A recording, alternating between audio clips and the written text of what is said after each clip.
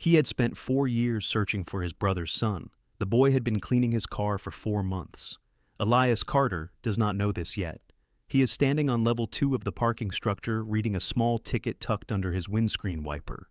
And his mind is already at his next meeting, and his hand is already reaching for his key, and his life is already doing what it has done every evening for 20 years, moving forward without looking down.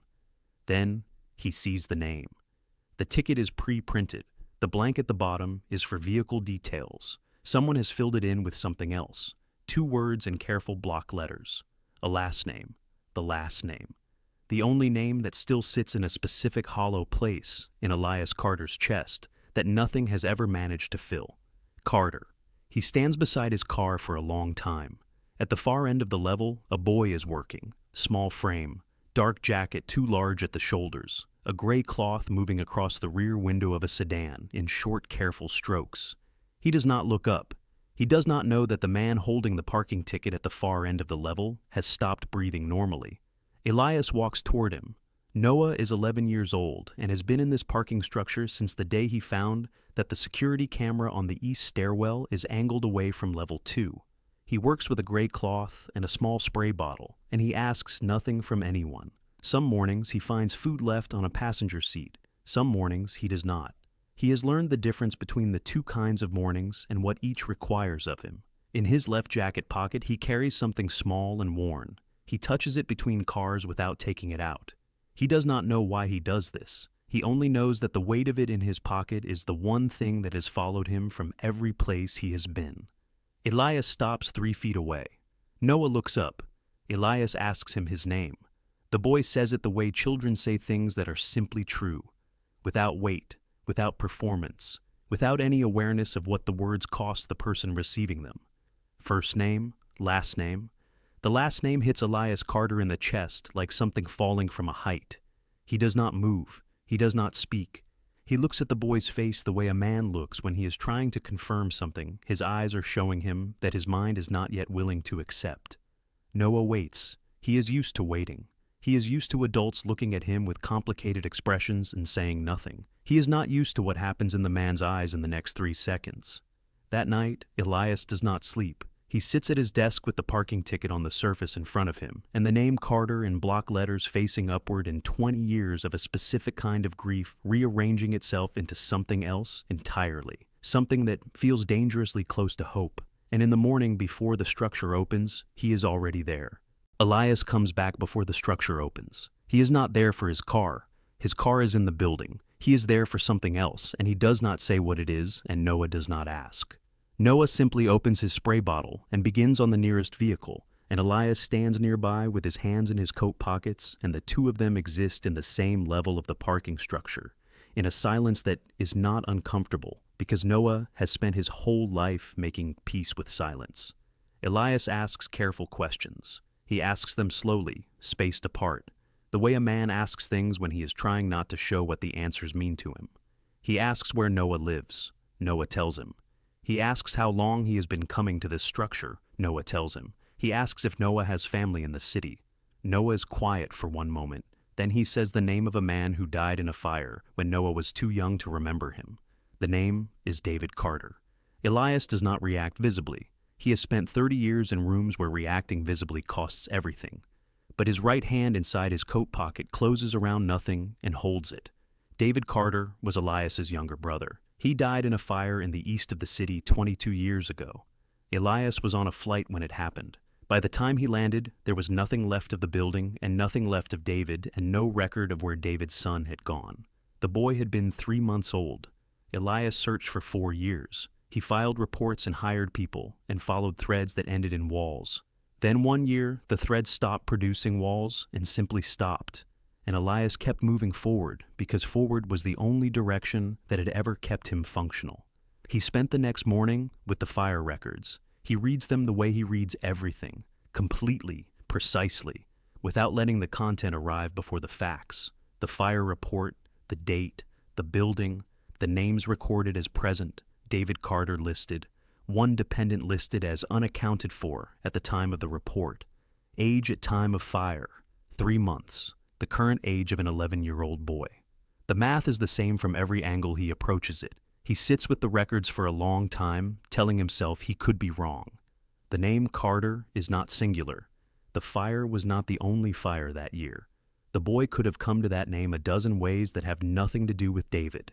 He tells himself this with the full force of a man who has learned to interrogate his own certainty. He almost believes it. Then he finds the second document, a welfare placement record from the year after the fire, a male infant, last name Carter, placed with a temporary guardian, the guardian's address in the east of the city, the same district where Noah told him he grew up. Elias puts the record down. He has found everything now, everything except the one confirmation that exists outside of paper and record in official language, the one thing that would close every remaining gap. He does not know yet that Noah has been carrying it in his left jacket pocket every single day. And tomorrow morning, Noah will reach into that pocket without being asked. Elias does not ask about the pocket. He has been watching Noah reach into it for 3 mornings now. The small, unconscious gesture between cars, the hand going in, touching something, coming back out empty. The gesture of a person confirming that what matters most is still there. He has noticed it the way he notices everything. He has said nothing. This morning, Noah reaches into the pocket and does not come back out empty. He holds the key fob in his palm and looks at it for a moment the way he sometimes looks at it when he thinks no one is watching. Then he looks at Elias.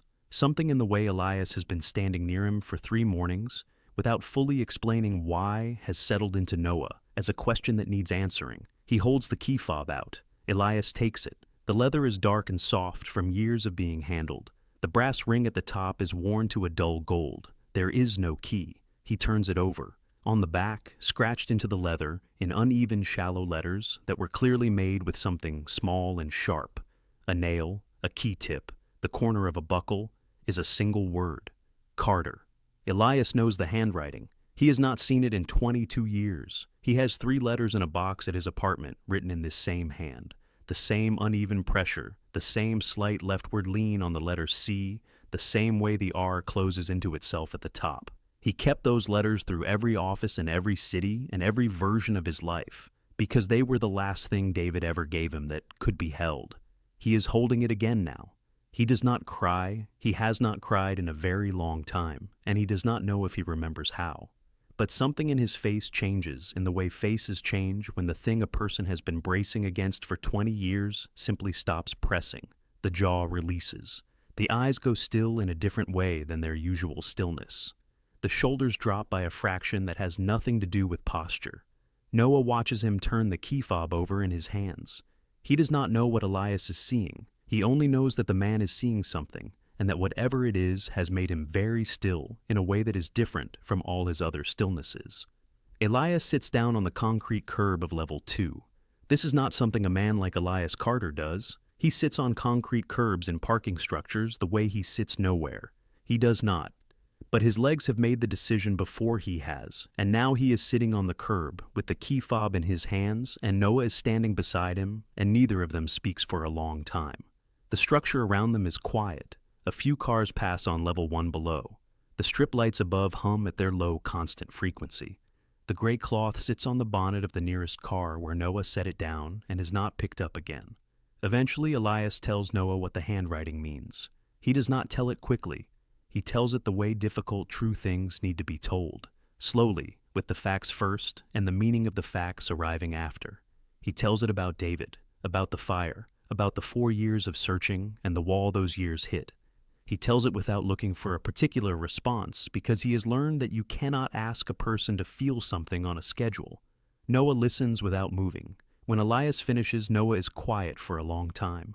Then he reaches over and takes the key fob back from Elias's hand. He holds it in his palm and looks at the scratched name on the back and then closes his fingers around it. He does not say anything.